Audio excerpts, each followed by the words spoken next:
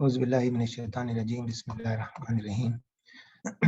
ये आज के टॉपिक जो है सवयतहु है। इसका मतलब क्या है कि ये जो आयत आपके सामने नजर आ रही है, ये सूरह हिजर की 29 आयत है और उसके नीचे जो है वो भी वही आयत है, मगर ये सूरत साद की है। तो आपने देखा इसमें जरा भर भी ज़ेर ज़बर और शोशे का भी फर्क नहीं है। फ़ाइज़ा सवयतहु व नफ़ख़्तु फ़ीही मिन रूही फ़क़ऊ लहू साजिदीन, यानी फिर जब मैं इसे दुरुस्त कर लूँ और उसमें अपनी रूह फूंक दूँ तो तुम सब इसके तो तुम उसके लिए सजदे में गिर जाना।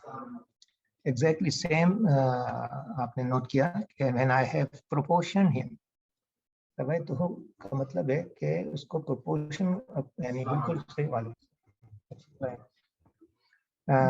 when I have proportioned him and breathed into him of my soul, then fall down to him in prostration.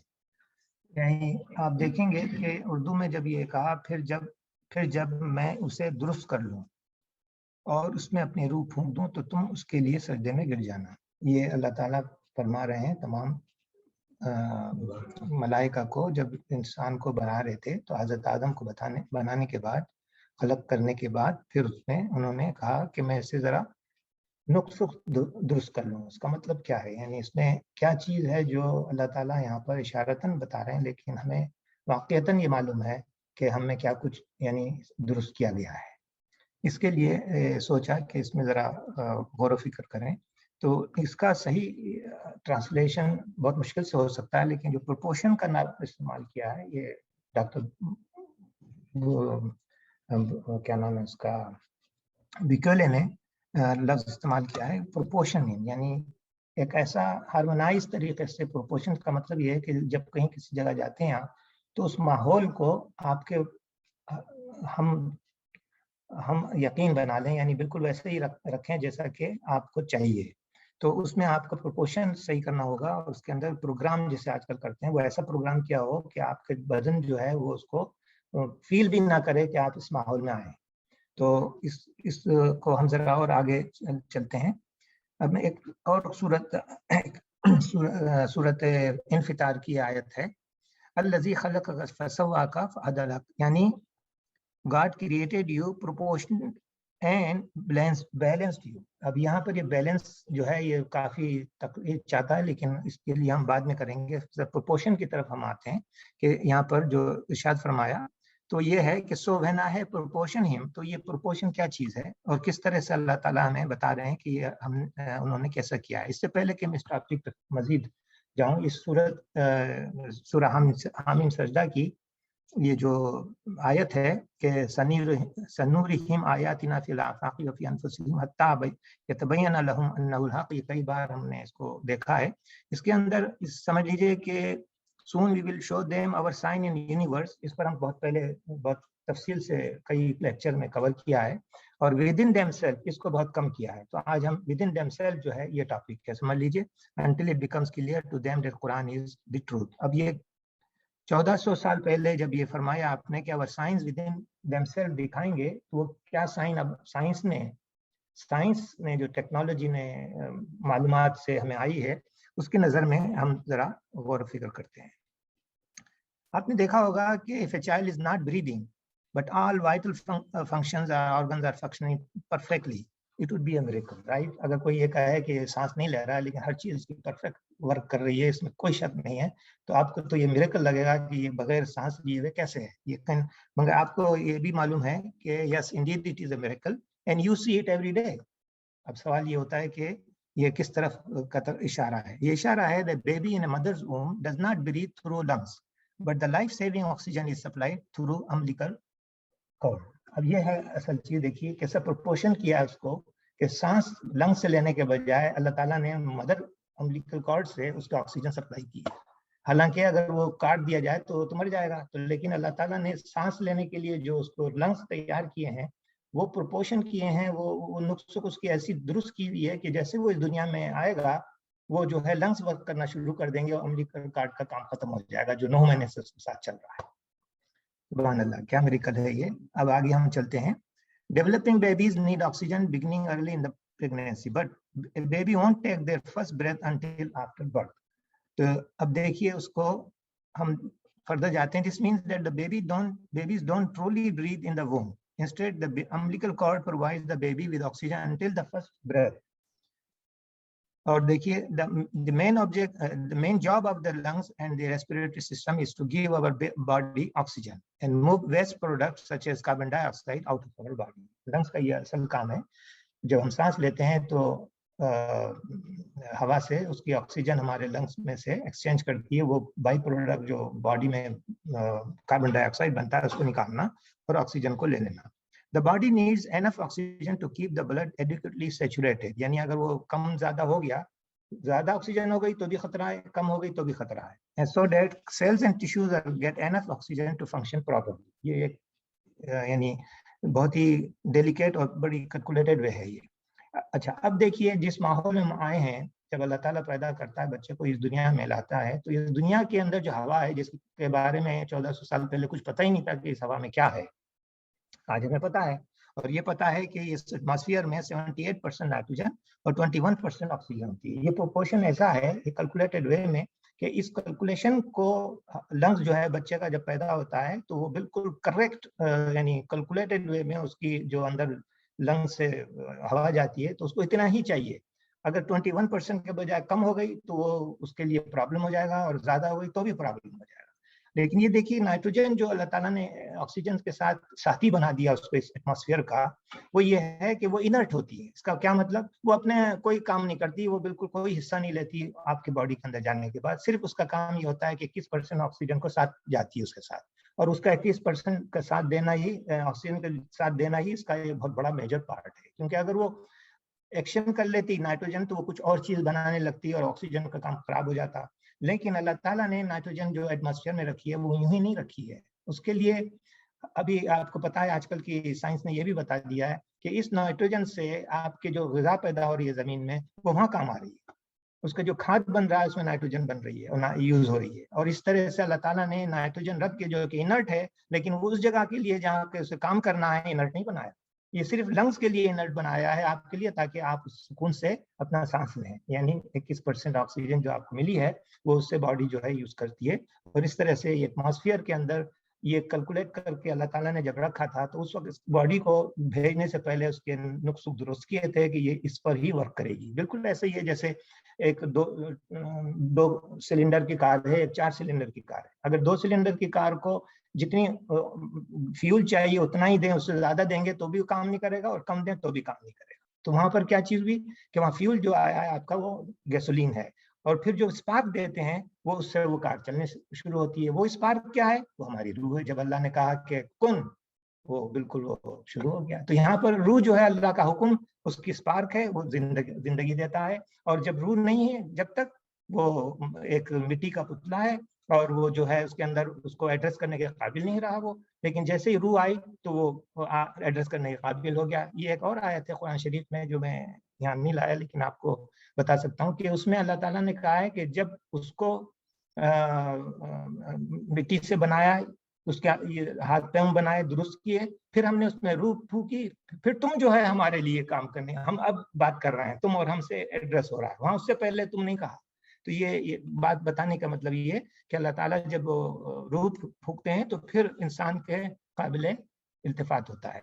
Why oxygen is needed for COVID patient? Nowadays आप लोगों को पता है कि कोविड की वजह से किस तरह ऑक्सीजन की कमी हो जाती है, किस तरह उसको वेंटिलेटर पे डालते हैं वगैरह वगैरह. तो उसकी वजह क्या है? उसकी वजह है कि oxygen is a crucial treatment for many patient with severe COVID-19 since the disease affects lung function. या लंग फंक्शन क्या होता है, उसके अंदर पानी भर जाता है या उसकी जो कैलकुलेटेड वे है ऑक्सीजन को जाने की, उसमें कमी आ गई है. तो वो जो सिलेंडर बना हुआ है आपके अंदर, जिसे आप लंग्स कहते हैं, उसके अंदर पूरी कैफियत की जो ऑक्सीजन जानी थी वो कट गई है क्योंकि वहां पर पानी भर गया है या उसको कुछ बीमारी हो गई है. तो वहां पर आपको ऑक्सीजन कम मिल रही है तो बॉडी जो है वो एग्जॉस्ट फील करती है. तो one of the telltale system is shortness of breath, which can be followed by pneumonia as the lung fills with fluid. तो ये आपने देखा कि ये कोविड-19 वायरस अफेक्ट करता है हमारे लंग्स को किस तरह, your lungs might become inflamed making it tough for you to breathe, this can lead to pneumonia and infection of the tiny air sacs called alveoli inside your lungs where your blood exchange oxygen carbon takes place। यानी होता ये है कि जब oxygen जाती है तो ये तो हमारा बहुत बड़ी सी नाली है जिससे लंग्स के अंदर दो हिस्सों में डिवाइड होती है, और फर्दर उसके अंदर जो लंग्स में जाते हैं तो उसके अंदर लंग्स के अंदर क्या होता है, थोड़ी सी हमने उसकी तस्वीर कशी की है, आप देखिए। अच्छा, why do some COVID patients need ventilator? उसकी वजह क्या है? A ventilator pumps air usually with extra oxygen, क्योंकि उसके अंदर कमी हो गई है लंग्स में, तो उसको ऑक्सीजन कम मिल रही है। तो आप अगर ऑक्सीजन ज्यादा 21% ही देंगे तो काम नहीं चलेगा, आपको 23, 25 या 30% ऑक्सीजन मिला के जो आपके हॉस्पिटल में होती है वो देना पड़ेगा। तो उसके लिए extra oxygen into patients airways when they are unable to breathe adequately on their own. If lungs function has been severely impaired due to injury or illness such as COVID-19, patients may need a ventilator. अब ventilator क्या है, ये आपको मालूम ही है हमको कि mechanical ventilator is a device that pumps air into the lungs of a person with severe respiratory failure.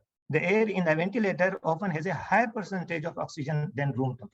जाहिर रूम टेम्परेचर 21% है, उसको ज्यादा लेने की जरूरत पड़ेगी, तो ये वो काम करता है ये मशीन से आपको, यानी उन लोगों को जो मरीज हैं ये ऑक्सीजन ज्यादा दे। Your lungs by the number. अच्छा, अब यहाँ पर थोड़ा सा हम बहुत मामूली सी चीजें मैंने रखी हैं, अगर इसमें सिर्फ लंग्स के बारे में बताया जाए तो मेरा ख्याल है घंटों बढ़ा जा सकता है, जो कि जाहिर है मेडिकल और टेक्नोलॉजिकल जो इन्वेंशन है वो बहुत ही ज्यादा हैं, हम इतना वक्त लगाने के बजाय मेन चीजें बताते हैं।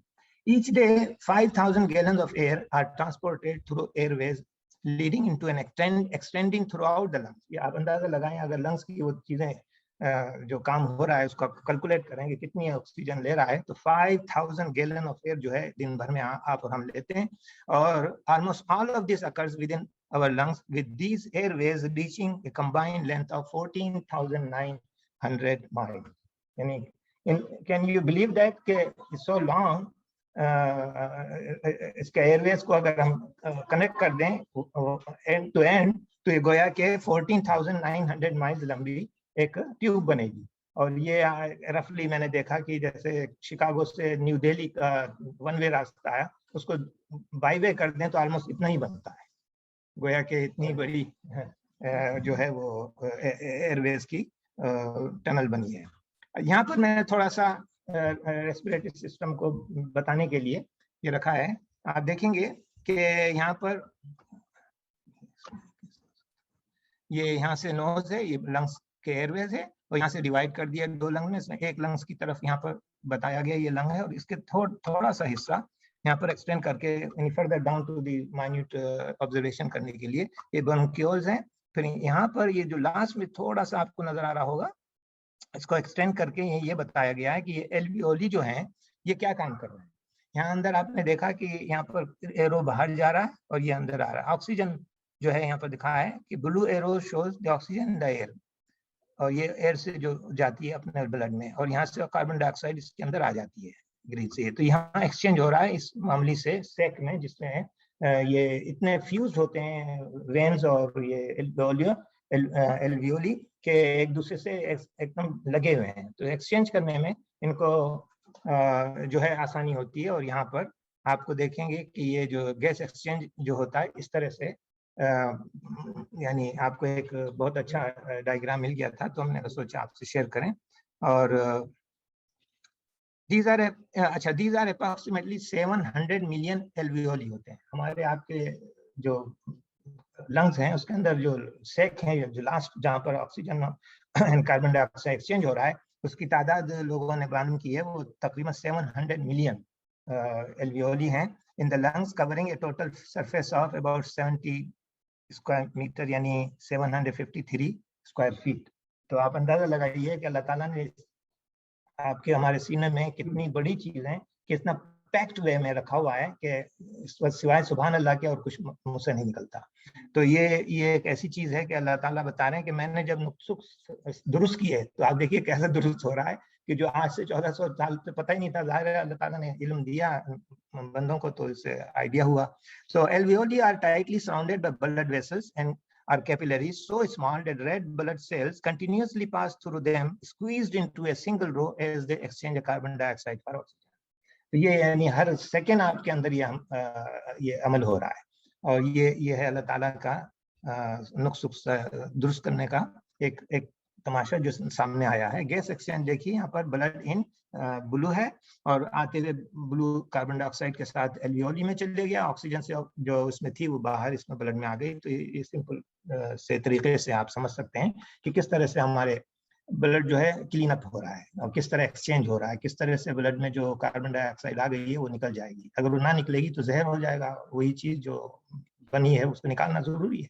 तो ये blood in and blood out का ये सिंपल मॉडल है। अच्छा, अब देखिए, अगर एक्सेस में सप्लाई हो जाए ऑक्सीजन की, खुदा न खास्ता एक आदमी सेहतमंद है और 21% के बजाय उसको 30% ऑक्सीजन मिल जाती है किसी तरह से फजा में या कहीं किसी ऑक्सीजन की यानी एक एक्सीडेंट से जो भी है, तो उसमें वो भी बहुत बुरी चीज़ है। क्यों बुरी है? इसलिए कि उससे बीमारी ये होगी कि आपको उसका ऑक्सीजन टॉक्सिसिटी कहलाती है। वो ऑक्सीजन टॉक्सिसिटी क्या है? वो ये होता है कि ऑक्सीजन जो है नर्वस सिस्टम में ज़्यादा हो जाएगी तो असर पड़ जाएगा, आपके आंखों पर फर्क पड़ेगा, आपके लंग्स में फर्क पड़ेगा। तो यानी उसकी अमाउंट जो इतनी कैलकुलेटेड है कि अगर उसका ज्यादती है तो भी खतरनाक, कम है तो भी सही नहीं है। तो इसी तरह जब हाइपोक्सेमिया होता है तो लो ऑक्सीजन ब्लड में हो जाए तो इससे आपको मालूम है कि does not carry enough oxygen to your tissues to meet your body's needs. तो हाइपोक्सेमिया से यानी can cause symptoms such as those in respiratory distress में दीज इंक्लूड द ब्रेथलीनेस, सांस ले रहा है जोर जोर से आदमी क्योंकि उसको एनफ ऑक्सीजन नहीं मिल रही है।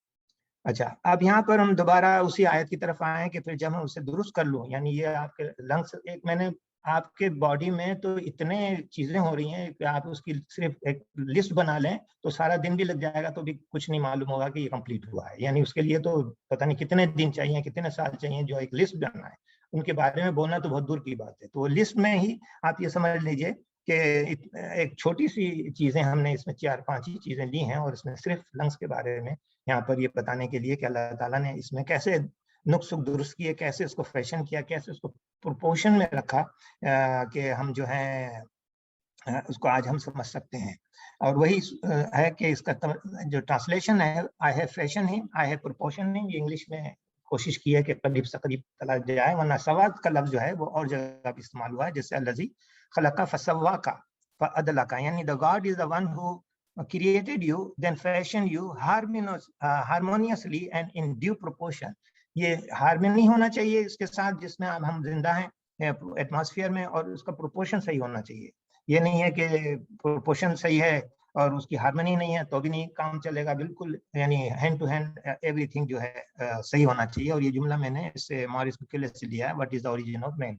ये किताब बाकी पढ़ने के काबिल है, हमारे टीनेजर्स को जरूर पढ़ना चाहिए। तुझे पैदा किया, तुझे नुक्स सुख से दुरुस्त किया, तुझे मुतनासिब बनाया, यानी प्रोपोर्शन किया, बिल्कुल तनासुब के साथ रखा, हाथ पाँव की, आंखों की, मुख्तलिफ न सिर्फ जगहों को बल्कि उसके अंदर जो ताकतें हैं, जो लेंथ है, विड्थ है, एवरी सिंगल थिंग इसके अंदर जो है एक बड़े खास तरीके से बनाया गया है। और उसको अगर हम एक एक को लें तो पता नहीं कितने घंटों में बात कर सकते हैं, लेकिन मैं अब आपको एक दूसरे टॉपिक पे लाता हूँ। उसका है नाम स्पीच। अब एक थोड़ी सी देर आप स्पीच की देखिए, किस तरह से इंसान कोशिश कर रहा है कि साइंसदान बड़े बड़े लगे हुए हैं कि मालूम करें कि बच्चा बात करना कैसे सीखता है, क्या माहौल उसको सिखाता है, या माहौल किस तरह सिखाएगा जब तक वो दिमाग नहीं वर्क कर, क्योंकि हर चीज हमारी जो है दिमाग से वर्क करती है, पूरा फंक्शन हमारा बॉडी का दिमाग कंट्रोल कर रहा है। तो अब यहाँ पर सूरह रहमान की आयत आपको याद होगी कि अर्रहमान अल्लमल कुरान खलकल इंसान अल्लमहुल बयान। अब इसमें 4 चीजें अल्लाह ताला ने बताई हैं। अब देखिए, रहमान ने कुरान की तालीम दी, उसी ने इंसान को पैदा किया, उसे बोलना सिखाया, यानी the most gracious he taught the Quran, he created man, he taught him speech. इस स्पीच को कैसे उसने बच्चा कैसे सीखता है बोलना, चाहे वो किसी जबान का हो, बोलना तो सीखता है थोड़े दिनों में, आपने देखा उसके माहौल के हिसाब से जो जबान होगी वो बोलना शुरू कर देगा। तो वो सीखता कैसे है? इस टॉपिक को बहुत बड़े बड़े साइंसदानों ने, आपको अंदाजा नहीं लगा सकते कि कितना इस पर रिसर्च की गई है और कितने इस पे डिवोटेड किया गया है टाइम, लेकिन नतीजा क्या हुआ है, जहां स्टार्ट हुए थे वहीं के वहीं। In other words it is a very strange thing कि साइंसदान जो है कितने मॉलिक्यूल्स के बारे में, कितने दिमाग के चीजों के बारे में मालूमात आ ही रही हैं, आए चले जा रही हैं, और बड़े बड़े साइंसदान लगे हुए हैं कि बच्चा सीखता कैसा है ये उनको नहीं पता चल सका आज तक। तो एक बहुत बड़ा साइंटिस्ट है MIT का, और उसने बहुत काम किया है, बहुत काम किया है उसने, बड़ी रिसर्च पब्लिश की है उसने। इससे पहले मैं वो बताऊं, पहले ये बता देता चाहता हूँ कि what part of the brain control speech. ये हमें पता चला है कि our brain is responsible for near all function हमारे बॉडी के। तो यहाँ पर जो छोटी सी एक बात बता के आगे चलता हूँ। Brain has many parts but speech is primarily controlled by the largest part of the brain, इसका नाम है सेरिबरम।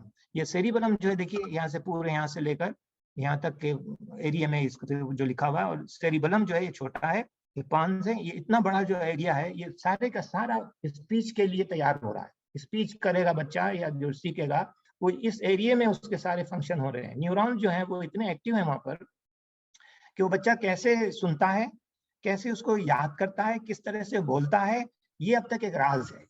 और ऐसा राज है कि अब तक ये खुला नहीं है। हो सकता है कुछ सामने चीजें आ रही हैं, लेकिन थ्योरीज बहुत हैं। मैं जब इसकी पेश करने के लिए रिसर्च कर रहा था कि क्या क्या थ्योरी हैं, मैंने कहा उसकी थ्योरी पेश करने में 2-4 घंटे गुजर जाएंगे। मैंने कहा इट्स नॉट वर्थ इट। जो थ्योरी है वो थ्योरी है, उसको प्रूफ तो नहीं है, तो खामखा क्यों अपना टाइम लगाऊं उस पर, आप उसको और देख सकते हैं।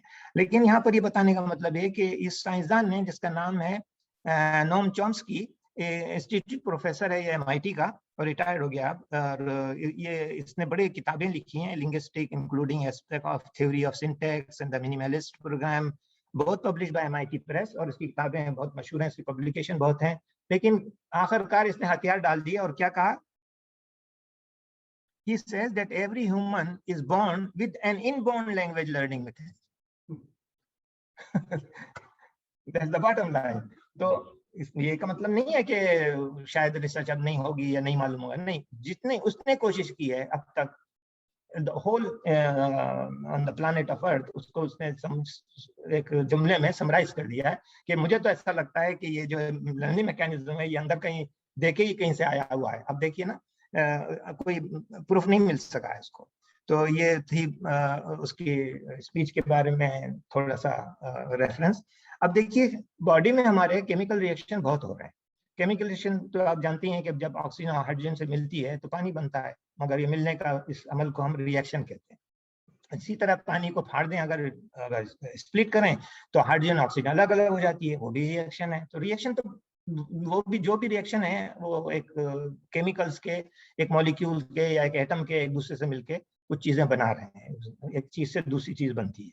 तो अब यहाँ पर सवाल ये होता है कि हमारे बॉडी में ये रिएक्शन कहाँ हो रहे हैं, कितने हो रहे हैं, थोड़ा सा हमने उसको बैकग्राउंड देखा है। एवरेज साइज जो है हमारे ह्यूमन सेल का, वो 100 माइक्रोमोलर यानी 0.004 इंच है इन डायमीटर।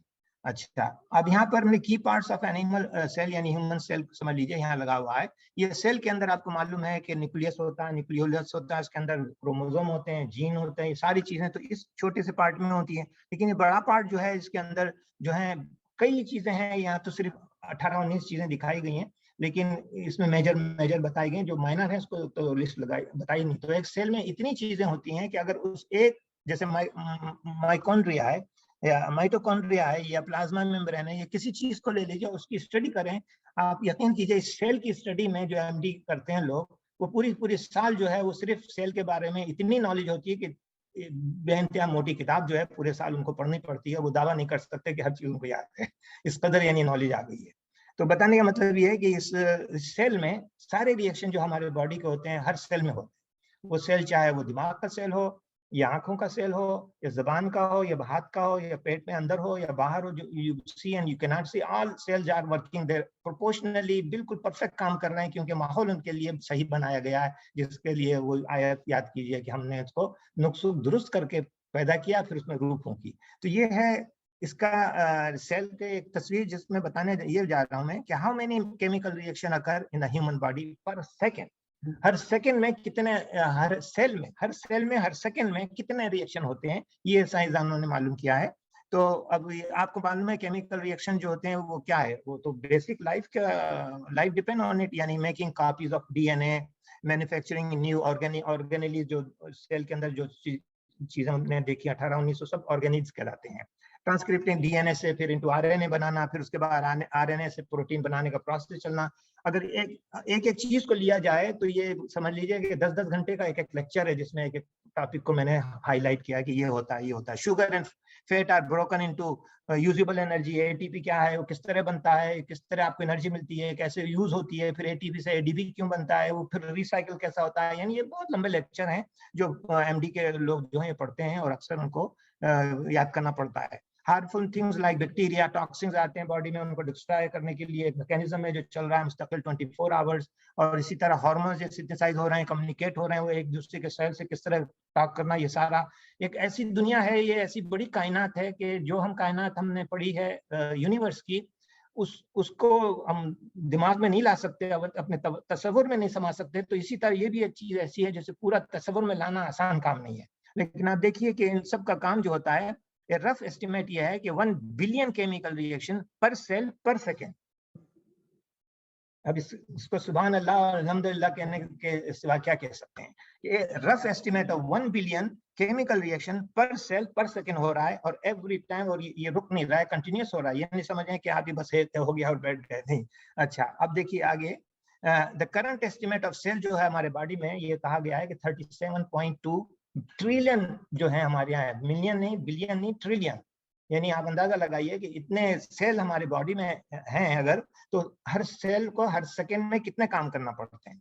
ये देखिए, अगर हम ये कहें कि ये 1 ट्रिलियन से बिलियन सेल पर सेकंड हो रहा है, और सेल जो है 37 ट्रिलियन, तो गोया ये 37 raise to the power 21 zero है, यानी 37 with 21 zeros after it। और इसको पढ़ते हैं 37,000 बिलियन केमिकल रिएक्शन पर second in the human body. ये मौजूदे नहीं है तो क्या है? ये मौजूदे हो रहे हैं, हर सेकंड हो रहे हैं, हर लम्हे हो रहे हैं, हर बार हो रहे हैं, दिन हो रहे हैं, रात हो रहे हैं, आप सो रहे हैं, जाग रहे हैं, नहीं काम कर रहे हैं, काम कर रहे हैं, जो भी कर रहे हैं, मगर ये अपना काम किए जा रहे हैं। सुभान अल्लाह। अगर ये काम ना करें तो हम बहुत दूसरे काम ही नहीं कर सकते। तो ये अंदाजा लगाइए कि क्या कुछ अल्लाह ताला ने हमारे, हम अनकरीब इनको दिखाएंगे कि इनमें क्या है। देख लीजिए, दिखा रहे हैं अल्लाह ताला, हमारे साइंसदानों के थ्रू नॉलेज आ रही है, अल्लाह ताला की तरफ से आ रही है, और ये नॉलेज जो है आपको बता रही है कि कितने रिएक्शन हो रहे हैं, कहाँ कहाँ हो रहे हैं। अब आ जाइए एक और छोटी सी चीज के लिए, फिर मुझे छोटी का लफ्ज इस्तेमाल नहीं करना चाहिए, बहुत बड़ी चीज है, लेकिन इसका नाम है सीइंग इज बिलीविंग। मैंने टॉपिक दिया है उसका, ये है कि जो आंख देखती है ये कैसे देखती है, ये आंख कैसे देखती है और कैसे अमल करता है, ये मेरा एक अलग टॉपिक है। और इसमें मैंने एक घंटे का लेक्चर दिया है कि किस तरह से आंख देखती है और क्या हो रहा है हमारे दिमाग में। तो लोग हैरान हो गए कि इतना बड़ा म्यूजियम हमारे दिमाग के अंदर चल रहा है और हम उसे नहीं देख रहे। मैंने एक साहब को यही कहा, हम आपको आज एक म्यूजियम दिखाते हैं, तो वो समझे कोई म्यूजियम है जहाँ मुझे ले जाके दिखाएंगे। तो मैंने उनको बिल्कुल म्यूजियम की ही तस्वीरों के साथ म्यूजियम ही की तरह से बताया, तो वो मुझसे पूछने लगे ये म्यूजियम है कहाँ। मैंने कहा आपके आंख में है। सुभान अल्लाह। अब देखिए कि ये जो कैमरा होता है, ये सही मानों में ये आंख हमारी कैमरा है। जाहिर है सबको पता है कि हम जो देख रहे हैं उसकी जो तस्वीर जो है हमारे उस पे रेटिना पे, रेटिना एक पर्दा है जिस पर ये तस्वीर बन रही है। जाहिर है ऑफ कोर्स ये उल्टी बन रही है, लेकिन वो फिर दिमाग उसको सीधा ही देखता है, हम हमारे को उल्टा देखते हैं। लेकिन ये अमल जो है हर सेकंड हो रहा है, किस तरह होता है थोड़ा सा उसका मुताला करते हैं। देखिए रेटिना जो है ये येलो जो पर्दा बताया गया है इसके ऊपर, और ये इन्वर्टेड इमेज जो है इसकी मोमबत्ती की बनाई है। और ये बनने से पहले ये आपने देखा है लेंस है, इससे क्रॉस किया उन्होंने, और यहाँ पर ये आइरिस है, इससे क्रॉस करके यहाँ। ये सारा अमल जो है ये मैं ऐसे बोल रहा हूँ जैसे कि कोई बात ही नहीं है, ये खुद एक घंटों का लेक्चर है किस किस तरह से ये काम हो रहा है यहाँ पर। ये जैसे कि आपको मालूम है हर सेल अपना काम किया जा रहा है। तो इनसाइड द रेटिना, यानी जहाँ पर ये तस्वीर बन रही है, वो पर्दे की बात कर रहे हैं। वो आ जाइए, हम आपको हम पर्दे को दिखाते हैं। Inside the retina are the photoreceptors, cells, rod and cones। ये सब जानते हैं जो साइंस पढ़ते हैं या मेडिकल लोग हैं, ये कोई नई बात नहीं है। लेकिन सिर्फ ये बताना चाह रहा हूँ मैं कि cones are responsible for color vision। ये आपको जो कलर नजर आ रहा है, ये आपकी आंख के कौन जो है वो वर्क कर रहे हैं, वो सेल काम कर रहे हैं जो कलर को देख सकते हैं सिर्फ। और दूसरे सेल्स हैं जिसको रॉड्स कहते हैं, वो सिर्फ ब्लैक एंड व्हाइट देख सकते हैं, वो रंग नहीं देख सकते, और उसका नाम रॉड्स है। और वो इंपॉर्टेंट है किस लिए? ब्लैक एंड व्हाइट के लिए। अब ब्लैक एंड व्हाइट जो है एक वैरायटी होती है, कहीं कम अंधेरा है, कहीं ज्यादा अंधेरा है, और बीच में उसके मिलियन स्टेजेस हो सकते हैं। तो अब होता क्या है, लीजिए मैं आपको वो कॉर्निया की रेटिना बता रहा हूँ, जहाँ तस्वीर बनती है उसका एक थोड़ी सी एक झलक बताइए। अब देखिए कि यहाँ पर ये क्या नाम है, ये जो आपको ये रॉड, इसको रॉड कहते हैं, ये ग्रे रंग के जो है डॉट के साथ ये रॉड्स हैं। और ये जो है कौन कलर वाले ग्रीन रेड और ब्लू, इस तीन से मिलकर आप हर किस्म का कलर देख रहे हैं। ये सिर्फ तीन कलर जो है वो मिक्स करके मिलियंस टाइप्स ऑफ कलर देखने के लिए ये काम कर रहे हैं। तो ये रॉड्स हैं कि अल्लाह ताला ने ऐसी चीज रखी है कि हम जो देख रहे हैं मुख्तलिफ रंग के क्या नाम है तस्वीरें या सीन या जो कुछ भी देख रहे हैं, ये एक कितने मिली सेकेंड में काम करते हैं, आप हैरान होंगे। अभी मैं आपको दिखाता हूँ।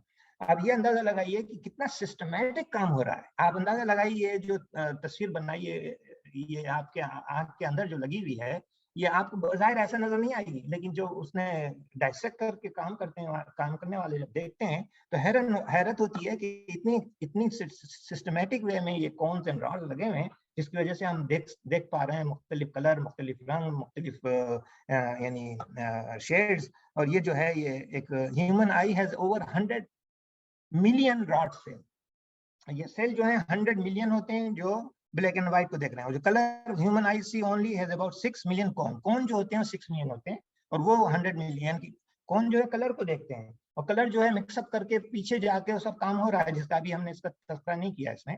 तो ये समझ लीजिए कि ये दो सेल हैं, जैसा कि मैंने बताया पूरी बॉडी में 37 मिलियन सेल हैं, और हर जगह के डिफरेंट सेल डिफरेंट शक्ल के भी होते हैं। सेल पे एक बार लेक्चर दिया था मैंने, जिसमें बताया था कि हमारे बॉडी में 20 डिफरेंट काइंड ऑफ सेल होते हैं रफली, और वो हर एक की शिकल भी अलग होती है, और वो किस तरह होते हैं, क्यों करते हैं, कैसा काम करते हैं, क्यों अलग हैं, ये एक अलग कहानी है। लेकिन यहाँ देखिए कि human eye has only about 6 million कौन और 100 मिलियन रॉड, और ये दोनों मिलकर आपको हमको दुनिया की हैरत अंगेज चीजें दिखाई कि खुदा की शान है। हमने उसके नुक्स दुरुस्त किए हैं, हमने सब बताया है कि कहाँ क्या चीज करनी है। ये है वो चीज जो आज हमें साइंस बता रही है। अच्छा, यहाँ पर मैं आपको एक इंटरेस्टिंग चीज बताता हुआ खत्म करूंगा इस टॉपिक पे, कि रेटिनल जो है ये केमिकल का नाम है, क्योंकि रेटिना पे होता है तो इसे रेटिनल नाम रखते हैं, आसानी की बात है। लेकिन ये क्या करता क्या है कि ये आपके विजन में बैठा हुआ है, यानी आंख में, और ये आपको जब कोई चीज देखते हैं आप, तो ये एक केमिकल है, इसकी स्ट्रक्चर ये केमिकल स्ट्रक्चर है। और ये नंबर 11 इसका, ये कार्बन है जो आपको ये नजर आते हैं कोने कोने पे, ये कार्बन होते हैं, और बाकी जो नहीं लिखे हुए वो हाइड्रोजन होते हैं। तो ये जो है नाम इसका है सिस रेटिनल। क्यों? इसलिए कि 11 का मतलब यहाँ से नंबर 1 2 3 4 5 6 7 8 9 10 11। तो ये 11 जो है रेड, ये डबल बॉन्ड बना है, इसका मतलब ये है कि ये एक हाइड्रोजन है यहाँ और एक हाइड्रोजन यहाँ है। ये दोनों हाइड्रोजन एक दूसरे को देखते हुए खड़े हैं, जैसे ये दो हाथ एक दूसरे को देख रहे हैं अगर आप हवा में रखें। लेकिन ये होता ही है कि जब वो कोई चीज तस्वीर आती है, तो ये उसको तस्वीर को, फोटोन को लेकर पीछे जाके उसको देता है कि तस्वीर ये आई है, उसको देता है। जिस वक्त वो देखता है तो उस वक्त उसकी हालत क्या होती है, इस हाइड्रोजन जो एक दूसरे के सामने खड़े हैं, ये अब एक दूसरे के अपोजिट खड़े हो जाते हैं, यानी इनकी तस्वीर बिगड़ जाती है या बदल जाती है। वो एक उधर देख रहा है, एक इधर देख रहा है। तो ये सामने एक दूसरे को देख रहे थे, अब ये नहीं देख रहे। ये इसका काम इसका यही था कि इसको हम ले जाकर दिमाग के वेव्स में दे दें और हमारा काम खत्म हो गया। मगर ये देने में उनका हुलिया बिगड़ जाता है, यानी उसकी तस्वीर बिगड़ जाती है, उसका कंफ्यूजेशन चेंज हो जाता है। अब ये बेकार हो गया। लेकिन ये बेकार होने पर अल्लाह ताला ने कुछ इस तरह से इंतजाम किया है कि ये दोबारा, इसको हम ट्रांस रेटिनल कहते हैं, ये ट्रांस जो है फिर सिस में तब्दील हो जाता है। और वहीं एक मैकेनिज्म है जो मैंने यहाँ पे बताया नहीं है, उसकी जरूरत नहीं थी। सिर्फ ये बताना चाहता हूँ कि किस तरह से एक केमिकल आपको आंख को तस्वीरें देखने के लिए काम कर रहा है, वही केमिकल जो है बेकार हो गया थोड़ी देर में, जब उसने अपना काम खत्म किया वो बेकार हो गया। अब वो उसको काम करने के लिए दोबारा वैसे ही सिस पोजीशन पे लाना है, तो एक और केमिकल होता है, वो उसको पकड़ के उसको कहता है चल तू अब ऐसे बन जा। तो यानी वो पहले शरीफ आदमी था, वो बदमाश हो गया, अब दोबारा शरीफ बन जा ताकि तू काम करे। तो इन अदर वर्ड्स कि अब जो है ये ट्रांस रेटिनल जो है वो सिस बन जाएगा, और ये इस तरह से साइकिल होता रहेगा। तो ये यहाँ पर हमने थोड़ा सा ये बताया है कि in combination with 11 cis retinal absorb light with a maximum of retinal cords, and this pigment gives dual mode vision, यानी ब्लैक एंड व्हाइट तस्वीरें नजर आती हैं। 3 पिगमेंट जो होते हैं रेटिनल कोन में, each consisting of specific cone pigment, and 11 cis retinal provides colour vision. ये आप जब कलर, ये ब्लैक एंड व्हाइट देख रहे हैं तो आपके वो दूसरे सेल काम कर रहे हैं, और कलर विलर आपको देख रहे हैं, कलर के विजन लिखा हुआ है तो आपको वो सेल जो कौन है वो काम कर रहे हैं। तो आपको पता भी नहीं चलता कि कौन से सेल कब काम कर रहे हैं, लेकिन आप मुस्तकिल देख रहे हैं, और उसकी हम क्या कहें सिवाय इसके कि सुभान अल्लाह, ये काम जो है कितना सही तरीके से हो रहा है और परफेक्ट हो रहा है, और हमें उसकी खबर भी नहीं। तो ऑल ट्रांस रेटिनल जो होता है वो फिर converted back to cis retinal and cycle starts again. तो ये काम जो है काम लिया, वो मुड़ गया, और फिर उसको सीधा किया, फिर उसको काम लिया, फिर इस तरह से ये सेकंड, और हर सेकंड में ये कितनी बार चलता है मैंने अभी आपको बताया कि कितने। अच्छा, अब चूंकि ब्लिंक ऑफ आई में क्या होता है, अब ब्लिंक ऑफ आई का मतलब ये कि आप बंद थी, खोला, बंद किया आपने, उस उतनी देर में आपने कुछ देखा, उस देखने में उसने जो काम किए हैं वो कितनी देर लगी, ये भी तो एक सवाल पैदा होता है ना। तो आप देखिए कि in the blink of eye में how fast is the visual images turn them into nerve sign. Nerve sign देंगे जब भी तो दिमाग समझेगा कि ये क्या देख रहे हैं। तो इसलिए a team of neuroscientist from MIT has found that human brain can process entire images that the eye sees for as little as 13 millisecond. The first evidence of such rapid process अभी मालूम हुआ है कि वो blink of आई जो है 13 millisecond में ये काम हो रहा है। 13 मिलीसेकंड यानी एक सेकंड को मिलियन में डिवाइड कीजिए, उसके 13 लीजिए, तो 13 मिलीसेकंड में आप एक ब्लिंक ऑफ आई में वो चीज को दिमाग को पता चलता है कि हमने क्या देखा। सुभान अल्लाह, कितनी जबरदस्त प्रोसेस चल रहा है सेल्स पर और हमारे दिमाग में, जो हम जो है उसका शुक्र जो है कैसे अदा कर सकते हैं। सोचिए अगर हमारी पूरी लाइफ भी अल्हम्दुलिल्लाह कहते हुए गुजरी तो भी नाकाफी है। आगे एक चीज और आती है जो आजकल बहुत मशहूर है और इस पर हम इंशाल्लाह फिनिश करेंगे। डायबिटीज, टाइप 2 डायबिटीज बड़े मशहूर है आजकल, हर कोई इस पर रिसर्च भी कर रहा है, दवाएं भी नई नई आ रही हैं। तो इसके पीछे क्या काम हो रहा है, मुख्तसर सा बताने की कोशिश की है कि diabetes is a chronic medical condition in which sugar और glucose levels build up in your blood stream. जब हम कुछ खाते हैं या पीते हैं मीठा या चाय या जो भी मिठाई खाते हैं या शुगर जिसमें होती है, या ब्रेड खाते हैं वो भी टूट फूट के शुगर बनाती है, चावल खाते हैं टूट फूट के वो भी शुगर बनती है। तो ये शुगर जो आपके वेन्स में यानी रगों में दौड़ती फिरती है, तो वो कहाँ जाती है, वो कोशिश करती है कि हर सेल में जाए, क्योंकि सेल को बहुत जरूरत है वहां पर, ताकि वो काम जो प्रोसेस हो रहा है, मेहनत का काम हो रहा है, वो उसको एनर्जी चाहिए। एनर्जी शुगर से मिलती है, शुगर मॉलिक्यूल से मिलती है। तो ये उसको क्या होता है कि शुगर तो मिल गई, अब उसको जाना है हर सेल में जाने के लिए कोई रास्ता होना चाहिए। वो रास्ते को खोलने का एक दरवाजा है, उसे खोलने के लिए कोई चीज चाहिए। तो ये आपका पैंक्रियाज जो है वो इंसुलिन बनाता रहता है। वो क्यों बनाता है, वो बनाने का मकसद ये है कि hormone insulin helps move the glucose from your blood into your cells where it used for energy. अब यहाँ पर देखिए मैंने एक तस्वीर कोशिश की है बताने की। हाँ, ये देखिए, इसके अंदर आप नोट करें, ये जो व्हाइट स्पॉट है ये शुगर है, ठीक है, और ये जो ब्लू का है ये इंसुलिन है, ठीक है।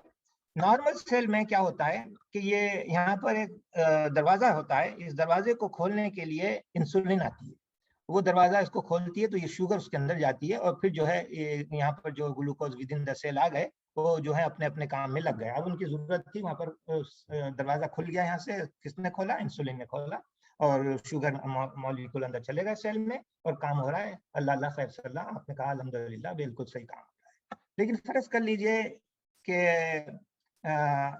इन type 2 diabetes your body cells are not able to respond to, अब इंसुलिन तो आई है मगर दरवाजा नहीं खुल रहा।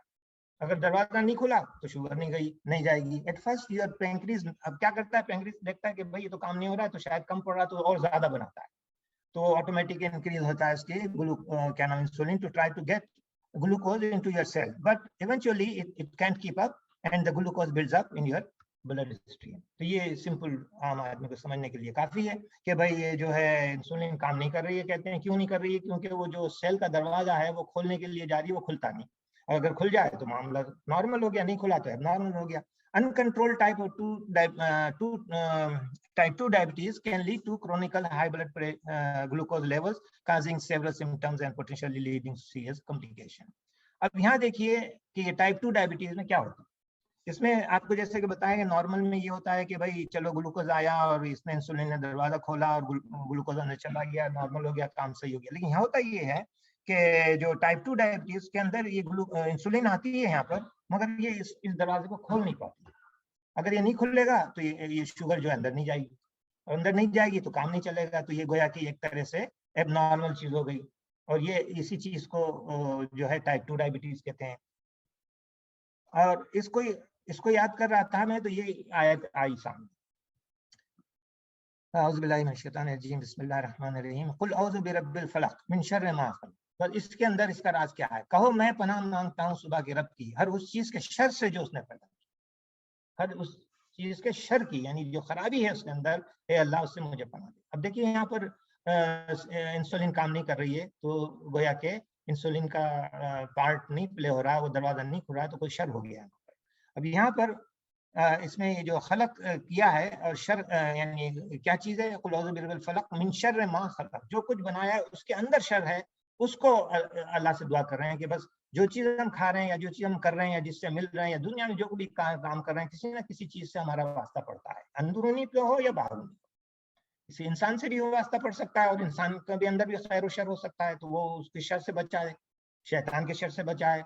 अंदर जो हमारे बहुत सी चीज़ें जो हैं सही चल रही हैं, अल्लाह ताला उनको सही रखे, और जो तुम खा रहे हैं उनके शर से बचाए, ताकि वो शर पैदा करके बॉडी के अंदर बीमारी ना पैदा करे। तो ये एक ये ख़्याल आया कि ये जो है किस कदर इस पर फिट होता है कि अल्लाह ताला से हम ये दुआ कर रहे हैं कि अल्लाह के कुल औज़ु बिरब्बिल फलक मिन शर्रि मा खलक। और इस पर मैं ख़त्म करता हूँ, और सदक़ल्लाहुल अज़ीम। इंशाअल्लाह फिर हम इस टॉपिक पे अगर क्वेश्चन